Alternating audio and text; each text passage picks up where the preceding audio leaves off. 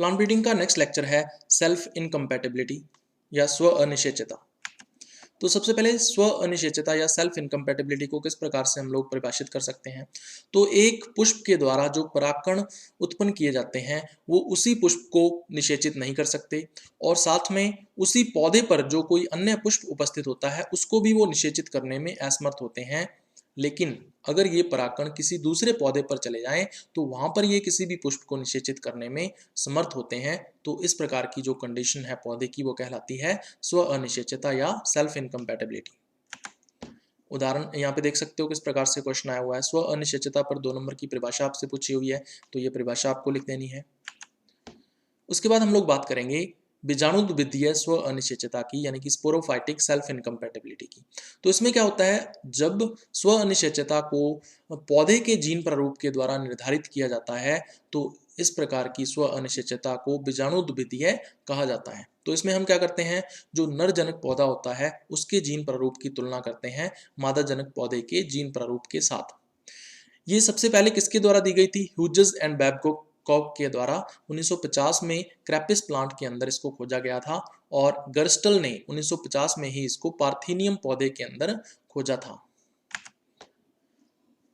बीजाणुद्वितीय जो तंत्र होता है उसके उपयोग से हम नर जनक पौधा और मादा जनक पौधा दोनों को ही प्राप्त किया जा सकता है।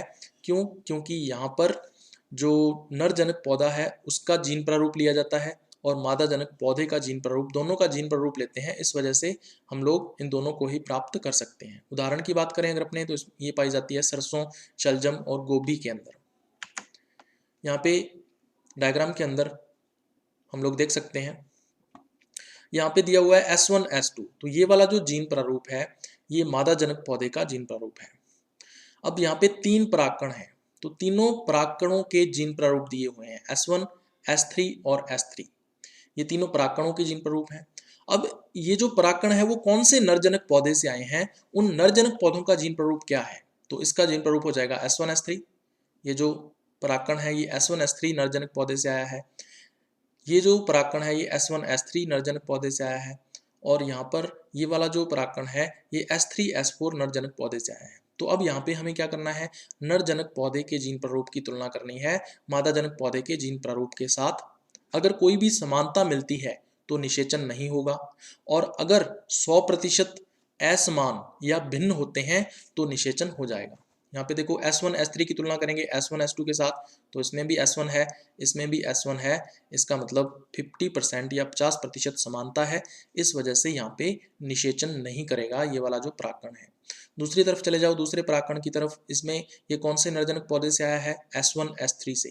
तो S1 S3 की तुलना करेंगे S1 S2 के साथ, तो आप देख सकते हो यहाँ पे भी S1 है, यहाँ पे भी S1 है, तो 50% समानता है। इस वजह से ये परागकण भी यहाँ पर अंकुरित नहीं होगा और निषेचन नहीं करेगा। तीसरे की बात कर लेते हैं, तो ये वाला तीसरा जो परागकण है ये S3 S4 पौधे से आया है। इस नरजनक पौधे की तुलना करें जीन प्रारूप की S1 S2 के साथ, तो हम क्या देखते हैं कि S3 S4 और S1 S2 दोनों के दोनों 100% भिन्न हैं, डिफरेंट हैं। इस वजह से जो S3 परागकण है, ये वाला जो परागकण है ये यहाँ पे इसका अंकुरण भी हो जाएगा और आगे चलकर ये निषेचन भी कर देगा। तो यहाँ पर हम लोग क्या देख रहे हैं कि नरजनक पौधे के जीन प्रारूप की तुलना मादाजनक पौधे के जीन प्रारूप के साथ की जाती है। क्वेश्चन देखो किस तरह से आया हुआ है, स्व अनिश्चयता पाई जाती है। तो स्व अनिश्चयता जो है वो किसके अंदर पाई जाती है, आंसर इसमें आ जाएगा सरसों के अंदर पाई जाती है। तो सेकंड आंसर इसके अंदर आ जाएगा। उसके बाद देखो ह्यूजेस एवं बैबकॉक 1950 में सर्वप्रथम वर्णित किया था किस प्रकार की स्व अनिश्चयता को, तो स्पोरोफिटिक जो स्व अनिश्चयता है उसको इसने वर्णित किया था। तो पहला आंसर इसमें फर्स्ट आंसर आ जाएगा। उसके बाद देखो फिल इन द ब्लैंक्स में क्वेश्चन है, किस प्रकार की स्वतः इनकम्पैटिबिलिटी में नर व मादा दोनों पैतृकों की प्राप्ति संभव है। तो नर व मादा जनक दोनों को अगर अपने प्राप्त करना चाहते हैं तो हमें स्पोरोफाइटिक या बीजाणुद्वितीय प्रकार की जो स्व अनिश्चयता है वो लेनी पड़ेगी। तो यहाँ पे आंसर आ जाएगा स्पोरोफाइटिक या बीजाणुद्वितीय। नेक्स्ट हम लोग बात करेंगे युग्मकोद्वितीय स्व अनिश्चयता की या गैमेटोफाइटिक सेल्फ इनकम्पैटिबिलिटी। इसमें क्या होता है, जो स्व अनिश्चयता है उसको निर्धारित किया जाता है परागकण के जीन प्रारूप के द्वारा। तो इसको बोलते हैं युग्मकोद्भिद्दीय स्व अनिश्चयता। तो यहाँ पर हम क्या करेंगे, परागकण के जीन प्रारूप की तुलना करेंगे मादाजनक पौधे के जीन प्रारूप के साथ और फिर निर्धारित करेंगे कि निषेचन होगा या नहीं होगा। युग्मकोद्भिद्दीय तंत्र में हम लोग जो नरजनक पौधा है उसमें से सिर्फ जो परागकण है उसी का जीन प्रारूप ले रहे हैं। तो सिर्फ परागकण का जीन प्रारूप ले रहे हैं, इसीलिए जो केवल और केवल नरजनक पौधा है उसको ही इससे प्राप्त किया जा सकता है। इस पे क्वेश्चन भी पूछा जाता है एग्जाम के अंदर। उदाहरण की बात करें तो उसमें आलू, टमाटर, तंबाकू और चुकंदर जो है इसके अंदर इस प्रकार की स्व अनिश्चयता पाई जाती है। तो अब देख सकते हो आप यहाँ पे परागकण दिए हुए हैं जो कि वर्तिकाग्र के ऊपर आके अटैच हुए हैं। अब निषेचन होगा या नहीं ये हमें देखना है। तो हम यहाँ पे क्या करेंगे, जो परागकण का जीन प्रारूप है जैसे S1 फिर S2 फिर S1 S3 S3 S4 इनकी तुलना करेंगे मादाजनक पौधे के जीन प्रारूप के साथ। तो S1 S2 जो है ये मादाजनक पौधे का जीन प्रारूप है।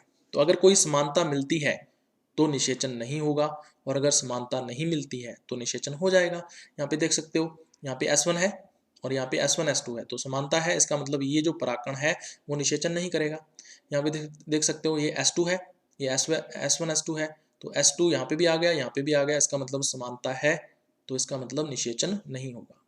उसके बाद नेक्स्ट देखो, यहाँ पे S1 है और यहाँ पे S1 S2, तो S1 और S1 मैच हो गया, इसका मतलब यहाँ पे निषेचन नहीं होगा, इसका अंकुरण ही नहीं होगा। उसके बाद नेक्स्ट देखो, यहाँ पे S3 है और यहाँ पे S1 S2 है, तो ये दोनों के दोनों एक दूसरे से कंप्लीटली 100% डिफरेंट है, भिन्न है, इस वजह से यहाँ पे अंकुरण भी हो जाता है और उसके पश्चात निषेचन भी हो जाता है। थर्ड डायग्राम में देखो S3 S1 S2, तो यहाँ पे कोई भी समानता नहीं है, डिफरेंट है, भिन्न है, तो इसका मतलब यहाँ पे निषेचन हो जाएगा।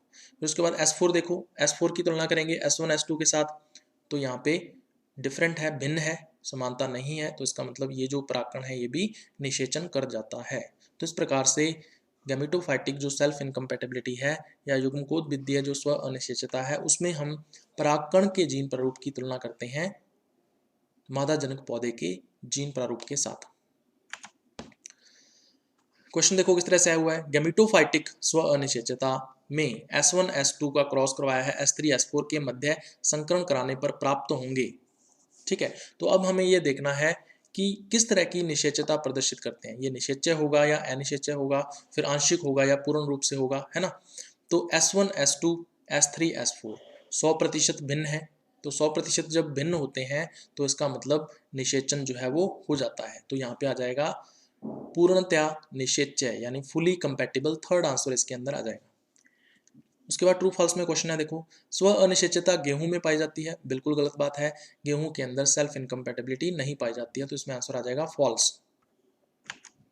नेक्स्ट क्वेश्चन देखो, ट्रू फॉल्स में क्वेश्चन है, स्व अनिश्चयता बाजरा में पाई जाती है, बिल्कुल गलत बात है, बाजरा के अंदर मेल स्टेरिलिटी या नरबंधिता पाई जाती है, ना कि स्व अनिश्चयता, तो यहाँ पे आंसर आ जाएगा फॉल्स।